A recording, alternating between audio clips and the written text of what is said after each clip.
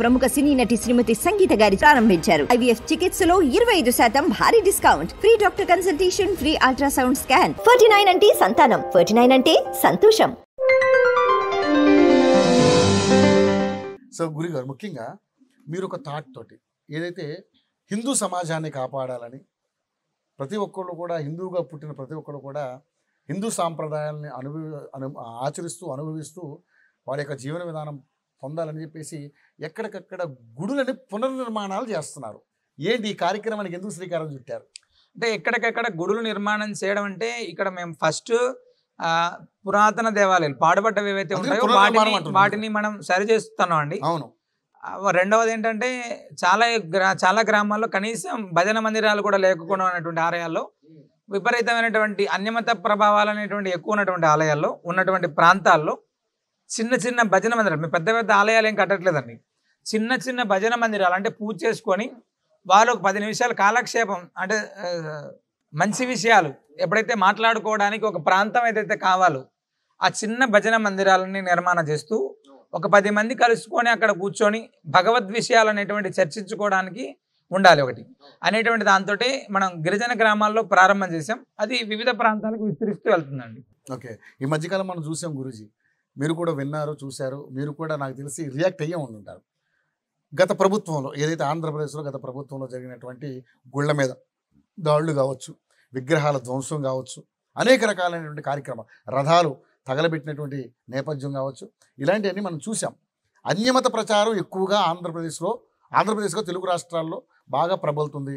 తెలుగు రాష్ట్రాలే కాదు, ఇండియాలో మొత్తం భారతదేశంలో కూడా అన్యమత ప్రచారం ఎక్కువగా కొనసాగుతుంది. దీన్ని అరికట్టడానికి ఏం చేస్తే బాగుంటుంది? మీలాంటి గురువు గారు సెలవిస్తే బాగుంటుంది నా ఉద్దేశం. సరే, అన్యమత ప్రచారం అనేటువంటిది విస్తృతంగా పెరుగుతుంది.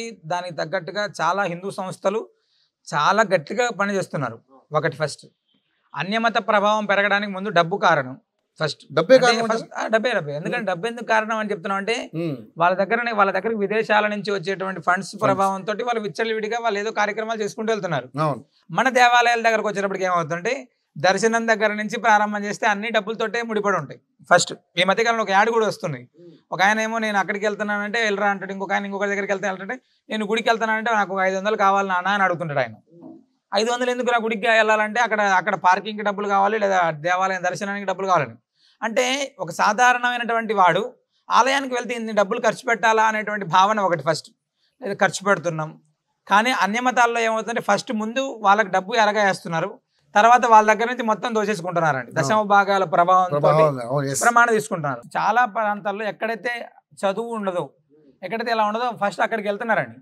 అక్కడ నుంచి స్టార్ట్ అయ్యి అది పట్టణాలకి అన్ని దగ్గరికి విస్తరిస్తుంది. మీరు అన్నట్టు తెలుగు రాష్ట్రాలు కావచ్చు, భారతదేశం మొత్తం కావచ్చు, చాలా బ్రహ్మాండంగా వాళ్ళ యొక్క పని ఎక్కువ చేస్తున్నారు.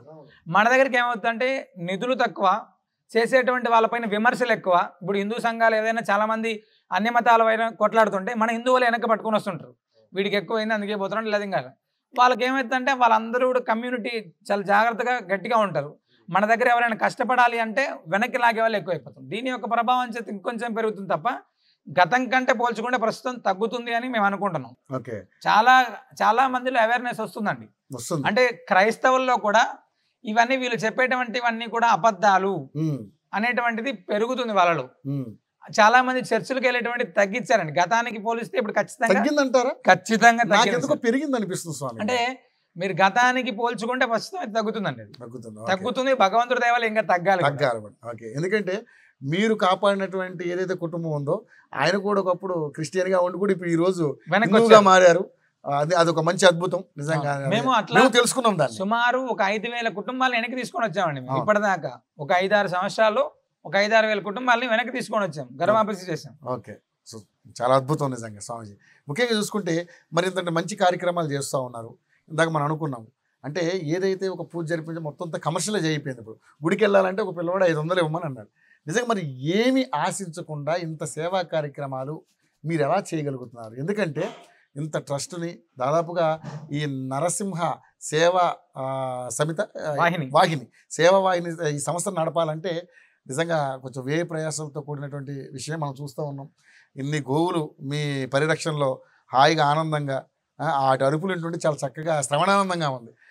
కాకుండా మీరు ఏరువక కార్యక్రమం ద్వారా కూడా చాలా ఎడ్లను కూడా మీరు ఇచ్చినటువంటి పరిస్థితి మనం చూసాం. ఇంత సేవ ఎలా చేయగలుగుతున్నారు ఏమి ఆశించకుండా? మీ మీద విమర్శలు రాలేదు? ఎలాంటి విమర్శలు?